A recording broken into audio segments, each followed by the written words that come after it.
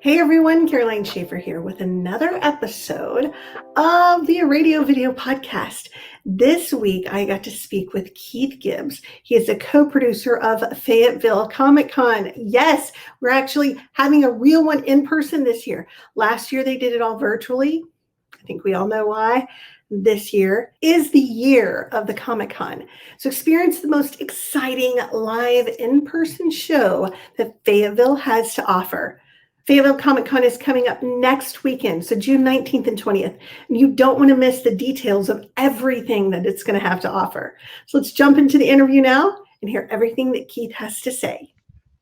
Hey, Keith. Thanks for joining me today. You are most welcome. It's great to see you, Caroline. It's been a while. Hope everything is doing well with you. Thank you. It is. And yes, it has been. It has been a couple of years. We did have a very strong online presence last year. We did run a spring virtual show. We did a bunch of weekends of great interviews and guest experiences with artists and voice actors and actors throughout the year. But we're real excited to get back live because that's where Fayetteville Comic Con is what it is, the most interactive show on the planet. And we hope that as the Crown Expo Center, where we host our event, gets back up and ramped out to full speed, and in 2022, that in April, the American Tattoo Society convention will also be back, which is a great, mega tattoo convention. And we always like to do shows sort of back to back with them because we share a little bit of the same audience and share a little bit of the same setup. So we'll be the weekend after them in 2022, and we'll just keep working that out as we move forward. But our goal is to do 2 a year until we don't do them anymore. And you guys have grown so much. Do you have some new partnerships, some new sponsors? What is this year looking like? So this year's been a struggle. Last year, obviously, we were an operating company. So we had operating company costs and we had zero revenue because we didn't have that same attendance. Our company thrives on people coming through the door, just like any event. So this year, we held a lot of cash from early 2020 and had to then honor those booth rentals and vendor rentals and artist space and airline tickets and all that. So getting through all that has been in just a 5-week period that we've been able to say, yes, we could do a full show, has been extremely hectic and busy. But we do have some great sponsors: Fayetteville State University esports program.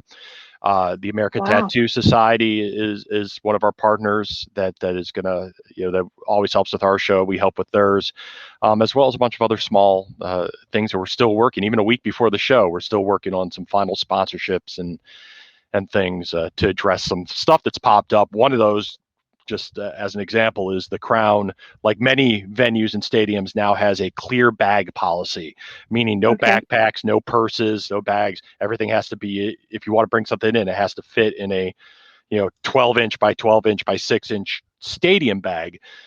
Well, I didn't know this until 3 or so weeks ago when I finally read through the venue, and we weren't able to really get that restricted. So I'm struggling to find a sponsor for bags. Right. So if somebody shows up with a backpack, they're going to have to empty that backpack, put all the stuff in the bag, wrap up that backpack, put the backpack in the bag, and carry the bag in. And I understand it. It's just the way of the world. So some things like that are new and a struggle. But man, we have got some great stuff going on, which includes a possible vow renewal that would be administered by one of our celebrity guests for one of our longtime fans. Who's looking to have a Comic-Con wedding as cool. a vow renewal, and it's going to be pretty awesome. Wow. So who are some of the guests? So we got 4 of the original voice actors from the Mortal Kombat game series. And what's really cool about this is, we're not just a show we're just not a shopping show. We're not just about, we're geek, and geek means you like to really dig into things and explore things. So as a new Mortal Kombat movie and stuff, kind of like what we did with Godzilla the year you were there, the last year we were there, we had those motion capture actors who recreated some of that on stage, and that to me is awesome because you get to see and talk about the the movie making process and the creativity and the character work and all that to me is amazing to now know the four guys who were Godzilla and the three heads of Ghidorah. Mm-hmm. And I've had a chance to see them in real life talk about what they do. So now Yeah. watching the movie, it's awesome for me because I could see, oh my, wow, that, you start to be able to see a little bit of that mannerism that you from the guy in the motion capture.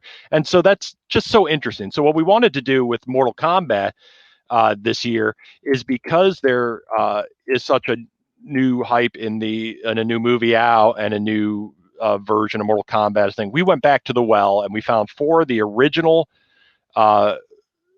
actors, voice actors, and basically martial arts actors that before there was motion capture and before there was all this computer graphics, it was actually, Sonya Blade and Sub-Zero fighting and people just taking pictures of their moves and developing that and then working with the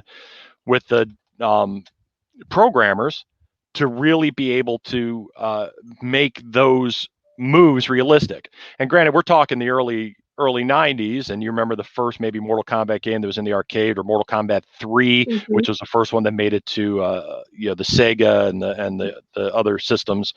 That's not like today, but they created those moves, the knife Right. dart, the get over here. Those were those guys, right? Right. So we have four of them coming in, and they're not only going to be there so people can meet and greet and autograph stuff, but they're going to recreate the cutscenes. What cutscenes are the little story that's told between stages of a video game. If you've played any recent video game, you know that you'll finish a level and then there'll be a little movie that plays as things load that advances the storyline. Well, one of the first video games that ever had that was Mortal Kombat Mythologies Sub-Zero. Well, we have three of those people that did the original cutscenes and were the actors that helped create that are going to be recreating those cutscenes live on stage while the cutscenes playing in the background. Well, they're in costume. All four of these, John Turg and they're all still either martial arts trainers, physical fitness nuts. It's going to be awesome, including a knife dart demonstration, which is that dart on the end of the rope. He's going to show some of that. So that's going to be really, really cool, I think. Mm-hmm. And there's so many tie-ins to that between video games. We're going to have a little Mortal Kombat player versus player video game tournament while we're there, and just tying a bunch of stuff into that. We're also very blessed to have the Australian American actress Gigi Edgley. She is best known to the geek community as Chiara in Farscape, which was a cult classic sort of series, and she's going to be joining us. She's also a performing artist, a singer, songwriter, just a great all-around person. We have Megan Hollingshead, who's a fan of Fayetteville Comic Con, and we did a lot of virtual stuff with her last year, but this will be the first time she's at the show. She is an extremely prolific voice actress in the world of anime, everything from May Valentine in Naruto to she was the voice of Nurse Joy in Pokemon for the first 6 seasons of Pokemon. Mm-hmm. And we have a very strong Pokemon audience. We have a couple classic wrestlers. Lex Luger and Magnum TA are going to be joining us, as well as a hometown hero who's a professional wrestler and now a promoter and announcer for Ring of Honor Wrestling. Caprice Coleman is going to be joining us. Wow. William Bell, who you may have met in 2019, he's a savior from The Walking Dead. He's going to be back with us. As well as we have, and as we're a fan show for fans. So our motto is if it's geek, we got it. But if it's local, we want to bring it to you. So we have some independent filmmakers who are doing some horror suspense films that are using some people that have been big cosplayers at our show. So we're giving them an opportunity to talk about their projects. We have podcasters, we have Nerd Slam, we have Hector Moran, Faith and Fandom. We have a Disney artist coming. We are introducing comic book appraisal services. Just you can see what stuff's worth, not get it graded, but just to talk about your collection. So we got some guys, including Mike Choudhury, original founder of Fayetteville Comic Con and my business partner in Fayetteville Comic Con Inc., is going to be doing a lot of that comic and collectibles appraisals. The Lafayette Scale Modelers Club is going to be joining us again, but taking more of a featured role, because we're going to be starting in the fall this year actual modeling competitions. As the pandemic has kept a lot of people home, the modeling hobby, making model ships, model cars, model airplanes, has really elevated. So if it's GEEK, meaning if somebody is doing that, we want to give them an opportunity. So they're going to run their kind of a statewide, region-wide contest at our show in the fall. So that's going to be exciting, just to get that. We have some cool interactive things. Bolden Audio Comics has made basically a recording booth that you sit in and you see a digital comic playing. It's like a little movie, but comic with balloons. You read those word balloons, you get your voice narrating that comic. They have a 360 camera that does, for you stand on the platform and the camera comes around you, so you can get a 360-degree shot of your cosplay if you want your armor and everything, because it's just awesome. The Rebel Legion and the 501st are going to be there. Your local Star Wars fan clubs, just like they've always been, are going to be joining us. Just as well as just a whole bunch of stuff. We're adding, we have some guests coming from a group called DIA Mond, like Diamond, but DIA is a large, and they are a K-pop dance troupe, local to the North Carolina area, but there's such a crowd now that is doing, K-pop is very popular. And a lot of those concerts feature dance groups that do choreography to K-pop music. And a lot of the shows, so there's all these competitions that groups form, and they build into this competition so that they can perform for BTS or one of the large K-pop groups, and so that's a great dream for some young, mostly young women who are doing it to have. So we're going to feature them at this year's show as a way to also lead into what we're going to do in the fall, is introduce our annual Idol Festival, which is sort of the J-pop version, but it's anime. And if you know, like Sailor Moon or any of those anime shows that have music and performances, there's groups that will mimic those stage performances in cosplay to those anime songs. So we're building that because, as you know, we have a large stage and we might as well use it. So all that's happening, plus cosplay. And one of the things we've done with cosplay is we've introduced a master class, and I found a sponsor who's willing to put up some big money. So there's a $500 first place prize for a master class cosplayer, and that's as far as I know, the largest cash prize for masterclass cosplay. And as cosplay has grown in popularity and the creation has been so elevated by social media and by other shows, we want to make sure that we're celebrating North Carolina and South Carolina and the cosplay people as well. So that's happening. Plus 100 vendors, 60 artists, a bunch of panels. I was like, so that's it.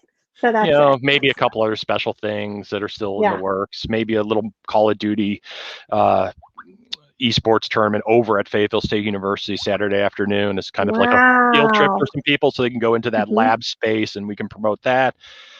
And we were doing a blood drive this year, so we have one of the bloodmobiles is going to be there, and they incentivize giving blood. But it just went up on our website to start scheduling that. We are once again raising money for the Fayetteville Animal Protection Society. So we do that both with just direct donations, as well as offer them an opportunity to come on to support their cause. And we're also going to have Fresh Start Animal Rescue that I had approached last year, and they rehabilitate reptiles and amphibians, so large lizards, snakes, but also spiders, scorpions, those type of things that people have as pets, but then don't have a place. They rescue them. So we'll have some of that. They're bringing both their outdoor trailer as well as they're going to have a booth inside. So that's a great opportunity that originally started when we had booked last year. I wasn't able to join us this year, but hopefully will in the future. Jake the Snake Roberts, just a very well-known historical wrestling figure. Truth be told, Jake doesn't like snakes. That was his persona, but it was a great opportunity to blend the animal rescue and have some snakes. And they're also friends of Fayetteville, the tattoo convention and stuff. So we want to do that.